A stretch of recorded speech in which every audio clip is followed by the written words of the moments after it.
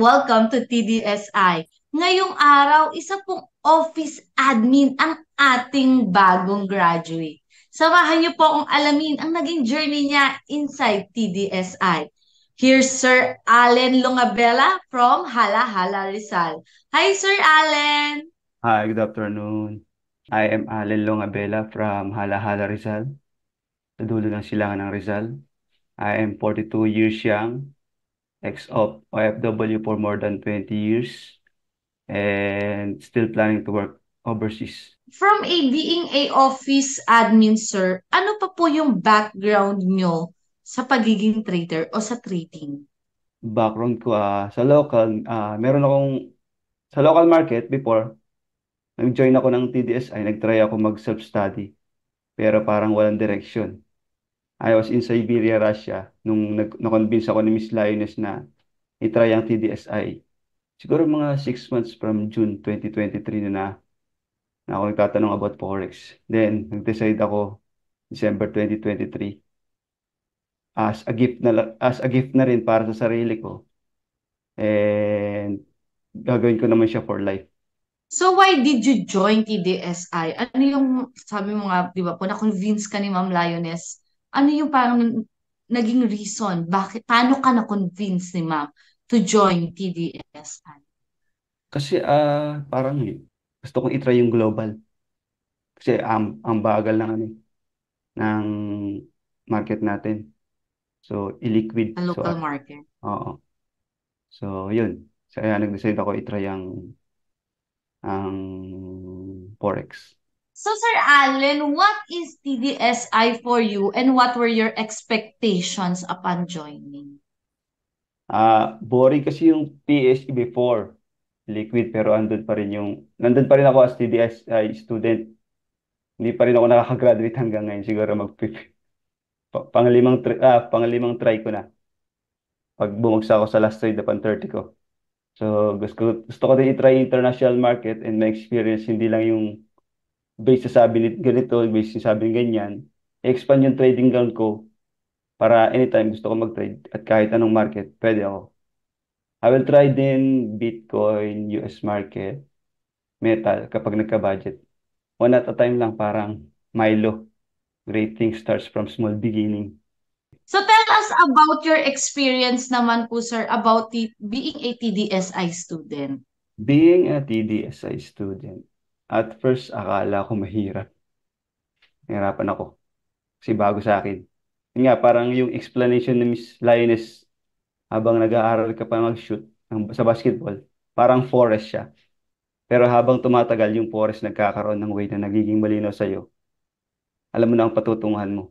Parang yung unang shoot mo sa basketball, kapos, malakas, hindi umabot sa ring. Pero once na practice mo na, easy peasy na lang or easy na lang mag-shoot or mag-trade. So parang you have to be consistent lang sa pag-trade. Like sa basketball, you have to be consistent sa training para Ah, matuto ka kung paano. and then syempre, follow yung rules na tinuturo sa TDSI.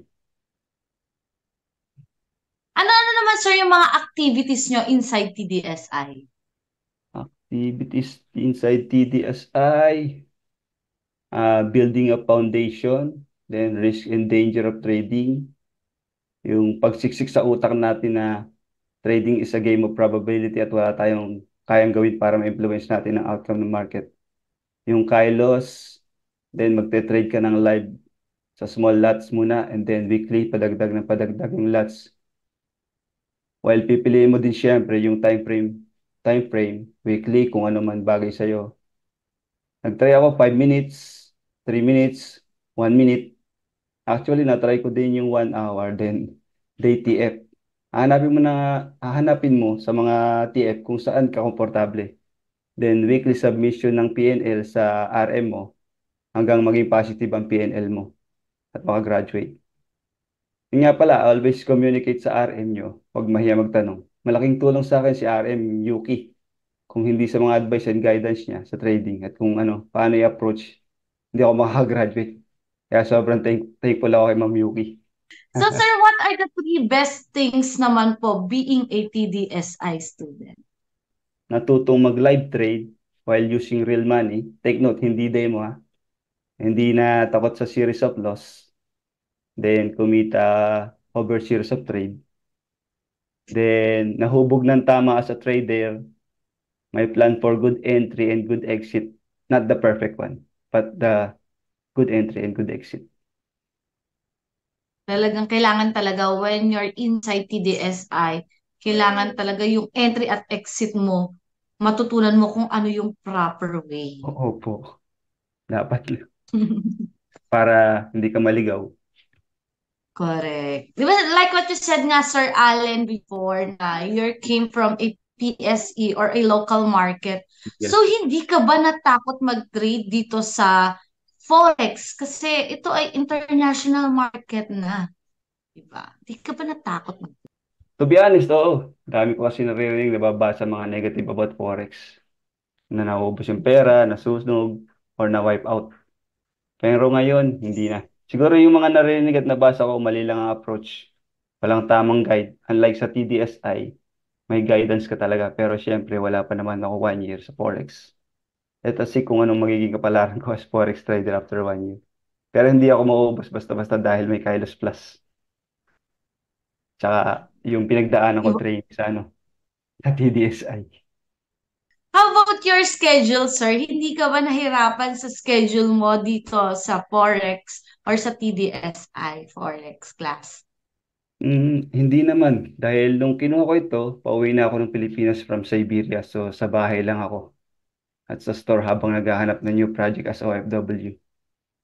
Yun, saka para hindi nasasayang yung time ko habang walang work, nag-change lang ako ng time frame nung mga simula kasi sinubukan ko yung 3, and 5 minutes. Yung 5 minutes, sinabot ako ng madaling araw. Gising pa hanggang sa dumating yung time na nagkaka-migraine na ako. So, change TF ako to day frame. Daytime frame. Ayun, hindi na ako napupuyat. Walang migraine pero may mga pa isa-isa or dalawa akong trade kapag may time ako sa night. So parang nung kamalauna, naging chillax na lang din sa'yo Um, yung pagtitrade. Minsan, nakakatulugan ko yung yung position ko. Madaling araw, nagigising ako. Ano naman ang kagandahan, sir, nitong global market compared dun sa local market, which is the PSE nga po? Yun nga, sabi ko nung una, yung PSE, illiquid, parang ang hirap, parang ang tagal ng parang yun, illiquid. Pero dito sa global market, mas maraming opportunity and liquid ang market. Baka nga dito pa ako makabawi sa mga loss ko sa PSE.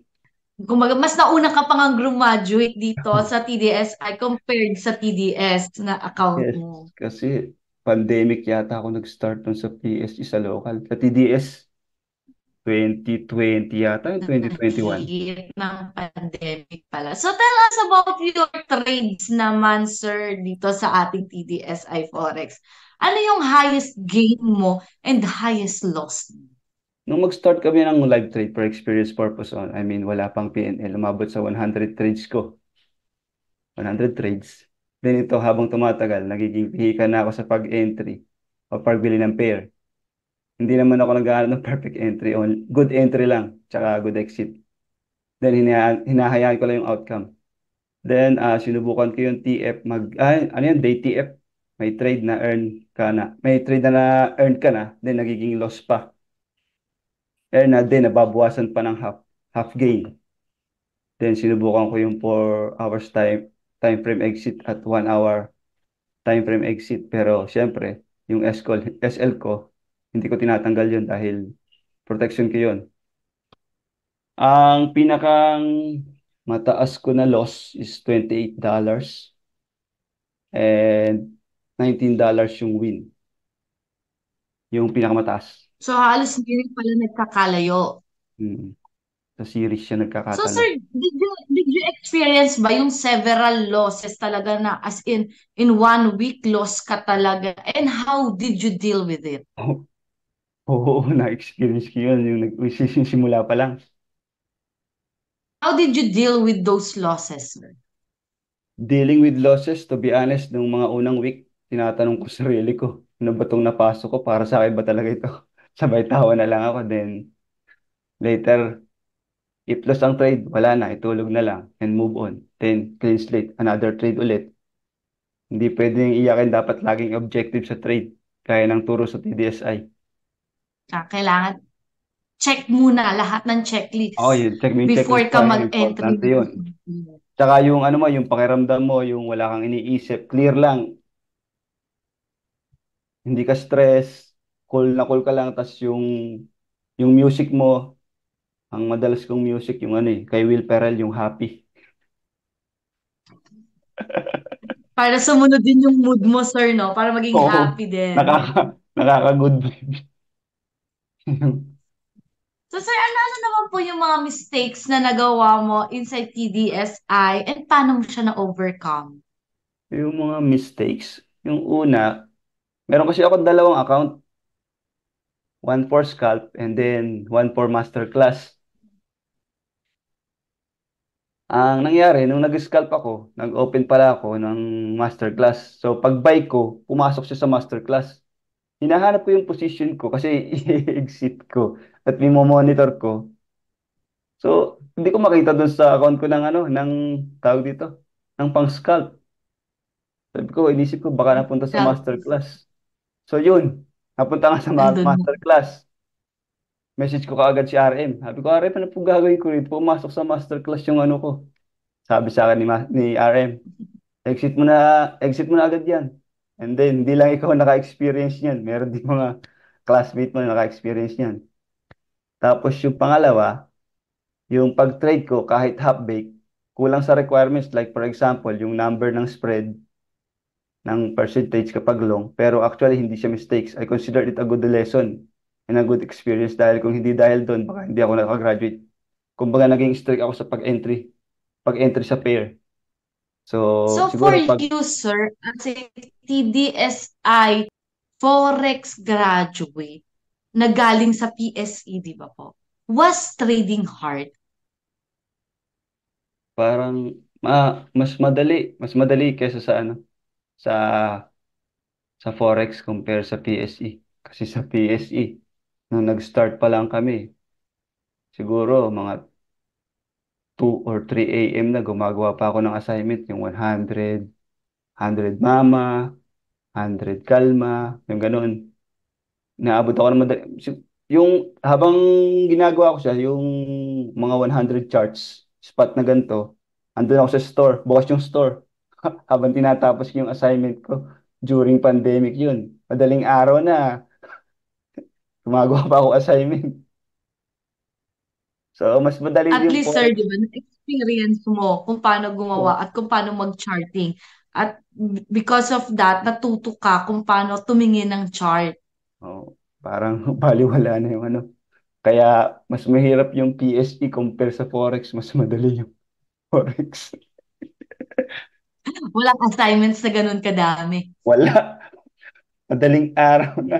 Gumagawa pa ako ng assignment ko para makatapos So, na. dito po sa, ano kasi sa international market po sa atin, guys, isasabak kayo kagad sa gera. Mhm. After Kasi, for you, Sir Allen, what was the hardest part of your trading journey? yung hardest part ng trading journey ko, yung time actually. Dahil maraming time nakakatulugan ko yung posisyon ko. Yun nga, parang hindi na healthy dahil late ng tulog tapos maagang gising para magbukas ng ano, ng store. Doon nagkaroon ako ng migraine. Kulang sa tulog, saka yung pakiramdam kapag sa series of losses ka, parang yung nga, tatanungin mo sarili mo kung para sa akin ba talaga itong trading na to? Yan, kailangan ma-overcome mo yun sa sa trading journey mo. So ngayon po, Sir Allen, how does it feel na after ng mga migraine mo, sleepless night mo, eto finally, graduate ka.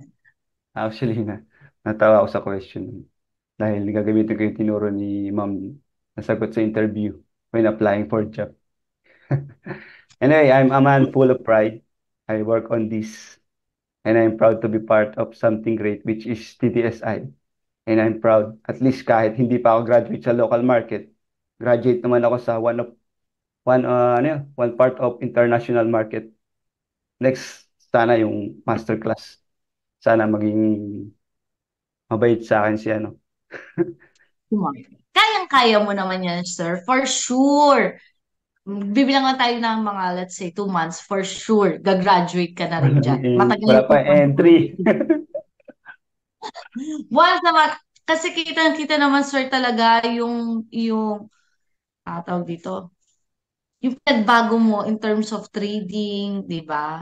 Ah, Yung kung paano ka nag-grow as a trader. Kaya for sure, sooner or later, mai-interview na ulit kita for the masterclass graduate. hopefully. I-claim Sana. ko na yan ngayon pa lang. Sana. So sir, ngayon po, di ba, na you're a TDSI graduate, will you recommend TDSI Forex class for those traders na gusto rin itry ang Forex market? Or even newbies with zero knowledge na gusto rin itry ang Forex? Yes, of course. I will recommend sa friends, family, and relatives.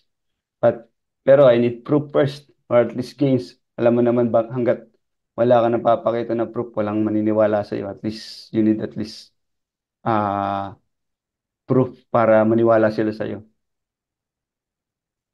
So ano naman po sir yung message mo sa mga kapwa mo trader na until now is hindi pa nakaka-graduate or gusto ring itry ang forex market? Well, sa mga bago pa lang mag-uumpisa mag-trade sa global market at sa mga nakapag-start na walang direction ng trade nila or walang progress, better try TDSI. I assure you matututo kayo dahil straightforward yung learnings at hindi ka makakagraduate kapag wala kang gain. Tatatak sa utak mo yung kilos sa dami ng mga learnings na marireceive mo via email. One more thing, kung sakaling mag-join kayo sa TDSI, empty your cup or kung ano man ang mga natutunan nyo outside, kalimutan nyo na yun. Dahil iba ang approach kapag sa TDSI ka. Yun lang. Thank you very much and keep your losses small. Yeah. Thank you so much, sir. We're very proud of you po kasi nakita po talaga namin yung improvement nyo week by week talaga sa pagtitrades. Kaya like what I've said earlier, na sooner or later, mai-interview na ulit kita for the master class. Thank you so much din po sa inyong time para po dito po sa interview ngayon. Do you have a final message po? Thank you very much sa walang sawang pagtuturo sa mga bagong traders at saka yung mga old traders na walang direction yung trades nila. And God bless you all. And thank you, Ma'am Yuki. And sana Thank see you sa masterclass. See you, sir. So once again, guys, Sir Allen po isang OFW and from Hala-Hala, Rizal. Thank you po, Sir Allen, and God bless. Thank you very much.